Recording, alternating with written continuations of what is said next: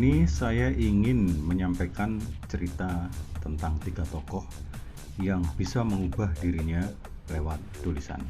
Saya berharap kisah-kisah 3 tokoh ini bisa memberi inspirasi kepada kita untuk membiasakan diri menulis, terutama menulis yang baik. Pertama, R.A. Kartini.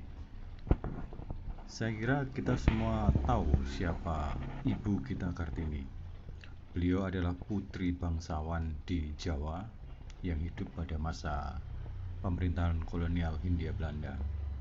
Punya perhatian yang cukup besar kepada masyarakat sekitarnya, terutama tentang pendidikan bagi kaum perempuan. Nah, pada waktu-waktu tertentu, pemikiran-pemikiran tentang pendidikan dan kemasyarakatan ini ditulis lewat surat-surat yang dikirim kepada teman-temannya di Belanda. Setelah lama, surat-surat ini oleh teman-teman yang di Belanda tadi dibukukan, kemudian diberi judul Door Duisternis tot Licht, yang dalam bahasa Indonesia kemudian diterjemahkan jadi habis gelap terbitlah terang. Nah, lewat buku ini pemikiran dan perjuangan R.A. Kartini tercatat dengan baik. Akhirnya pada tahun 64 Presiden Soekarno menetapkan R.A. Kartini sebagai pahlawan kemerdekaan nasional. Lewat tulisan seorang tokoh yang tidak banyak dikenal akhirnya menjadi dikenal dan diangkat menjadi pahlawan kemerdekaan nasional. Tokoh berikutnya adalah B.J. Habibie. Kita kenal beliau sebagai orang yang punya intelijensi tinggi, jagoan teknologi, dan terpilih menjadi presiden ketiga Republik Indonesia. Belakangan beliau lebih terkenal sebagai filantropis yang banyak membantu mahasiswa, memberikan beasiswa untuk sekolah di luar negeri. Walau demikian, beliau pernah mengalami sesuatu yang sangat-sangat berat ketika ditinggalkan oleh istri tercintanya, Ibu Ainun.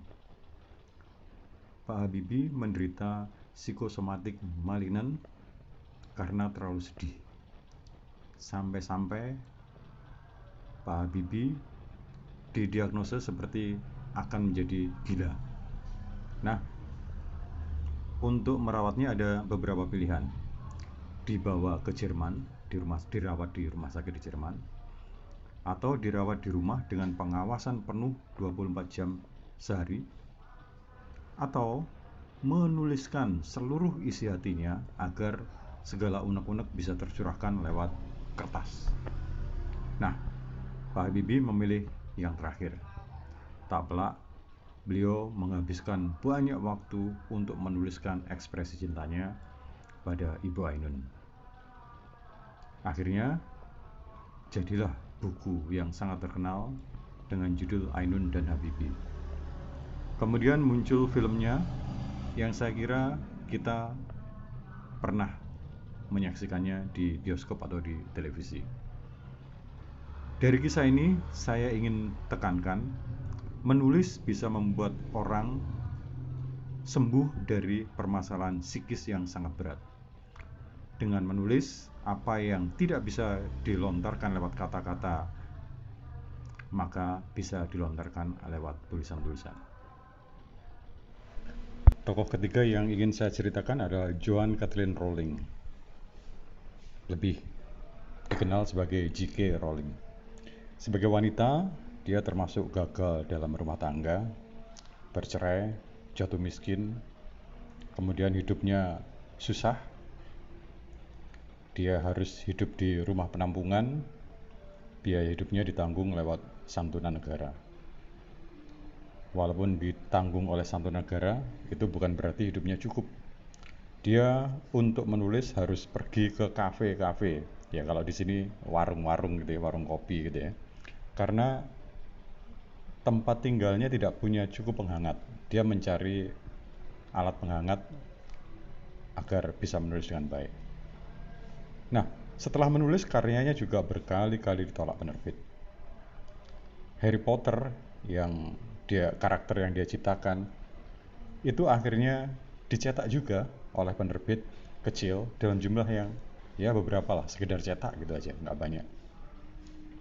Tapi ternyata Harry Potter ini menjadi sihir buat J.K. Rowling. Buku ini laris besar, cetak ulang, hingga akhirnya muncul serial Harry Potter. Dan film-filmnya juga meraih box office. J.K. Rowling menjadi salah satu contoh bahwa menulis bisa merubah nasib. Dari orang yang secara ekonomi dan secara sosial merana, bisa merubah diri menjadi salah satu wanita terkaya di dunia. Ini berkat tulisan yang laku keras.